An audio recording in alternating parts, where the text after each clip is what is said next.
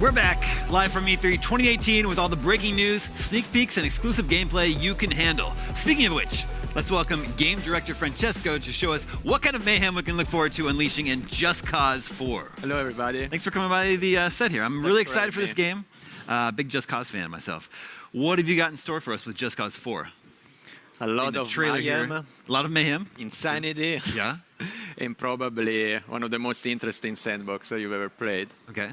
So where are we this time? It's this place is called Solis.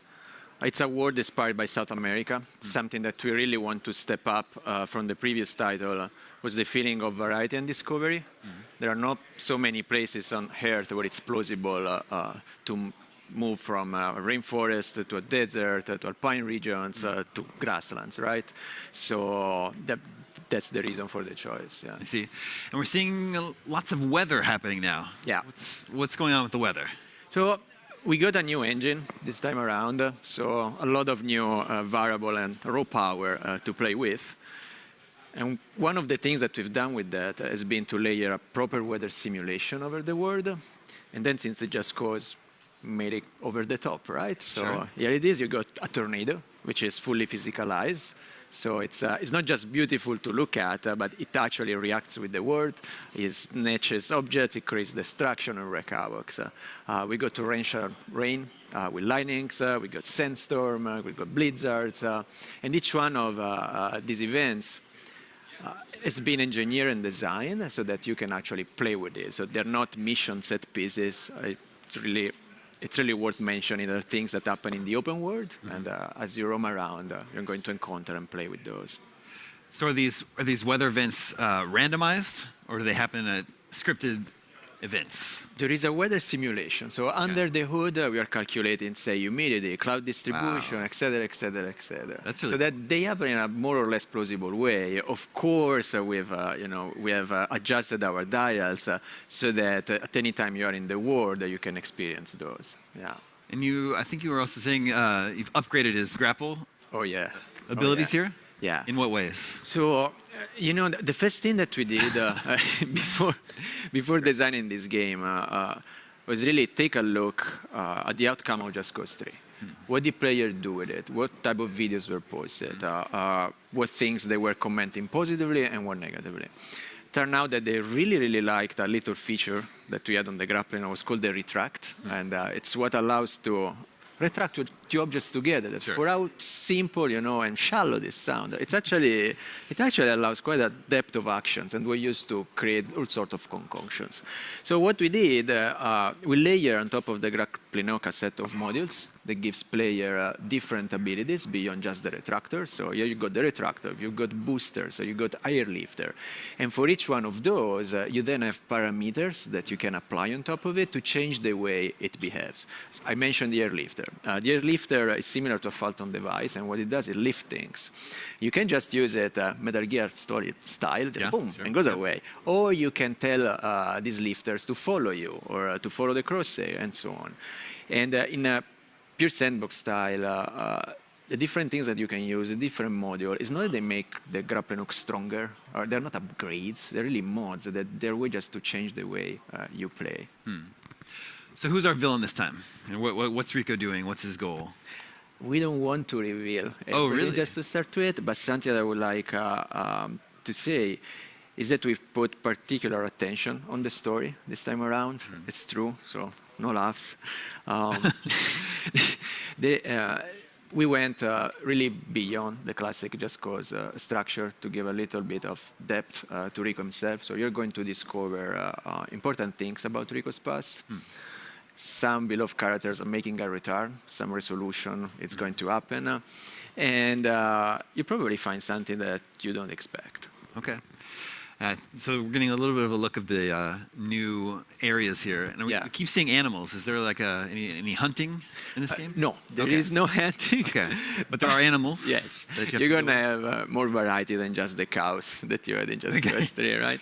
So people had a lot of fun with those. So now we had the opportunities to expand our roster of animals, and we did that. It's as a company, we like to create open world and make them as realistic as possible. And so, doubling down on the amount of animals was just a natural thing to do now that thanks to Apex and to a certain expertise that we've built during the years, we could do that. We're seeing vehicles now.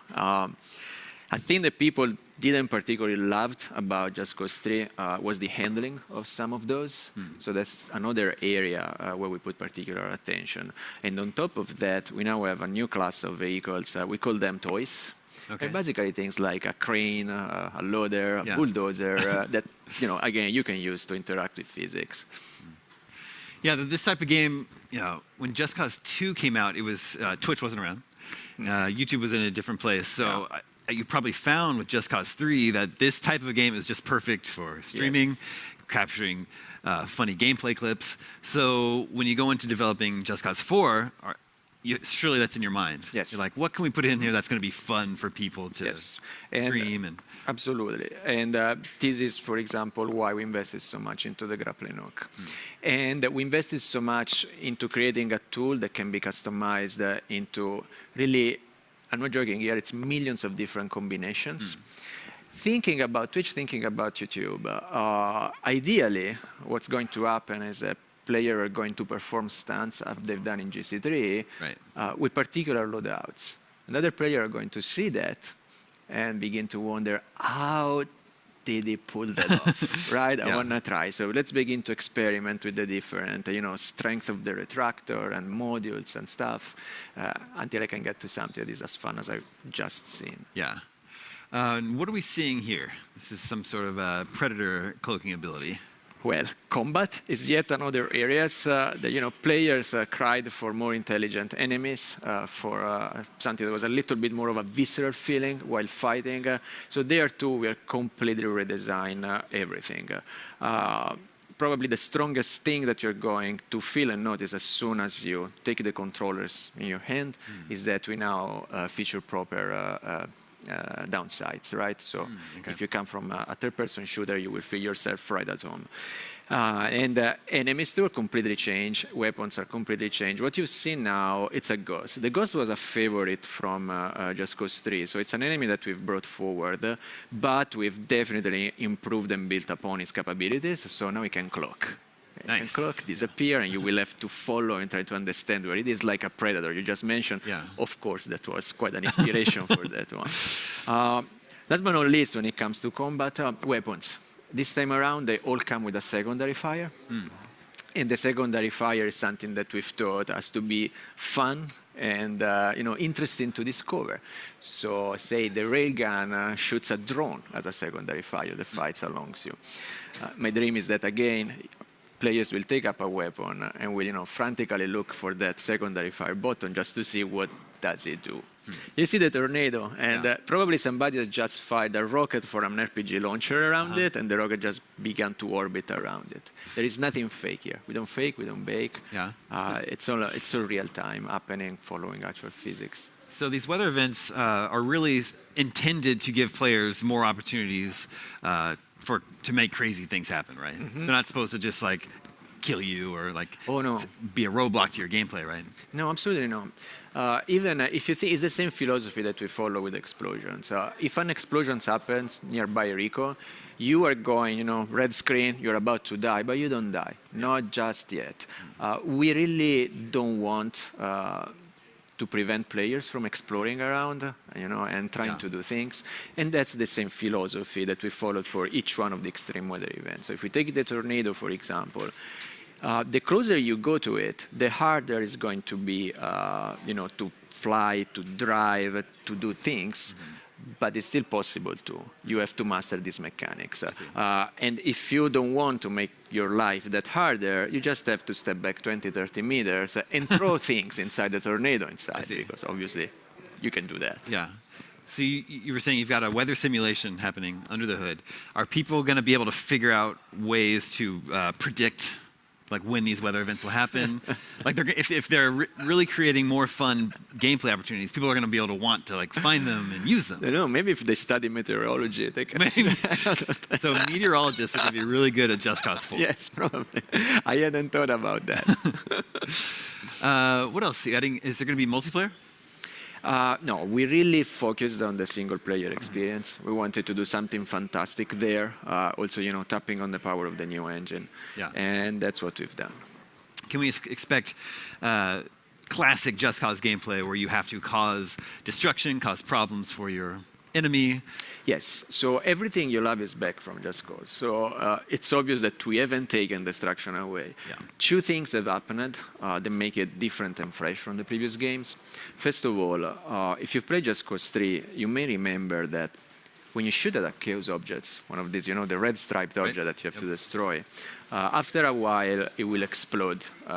Even without you doing anything, okay? Yeah. We had to do that because of a technical limitation. Here, an object can linger around much, much longer, really? Meaning that you can shoot it and then see it being propelled by this nozzle and go around and do crazy things. Secondly, we really expanded and improved on the system. Just Cause 3 suffered from a little bit of monotony, if you want. Always do this, destroy, destroy, destroy, destroy, complete your list, destroy, destroy.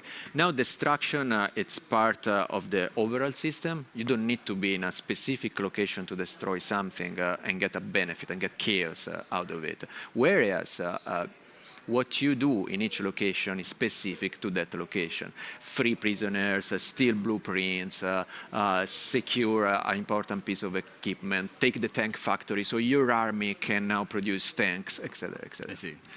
All the shots of the game look so beautiful. I don't think I want to blow it up. I think I just want to relax.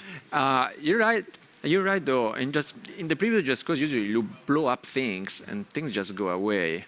And we didn't do this time around. So you blow up things, you go away, you come back, things are still there. So you can either enjoy the scenery or blow them up again. Right? Perfect.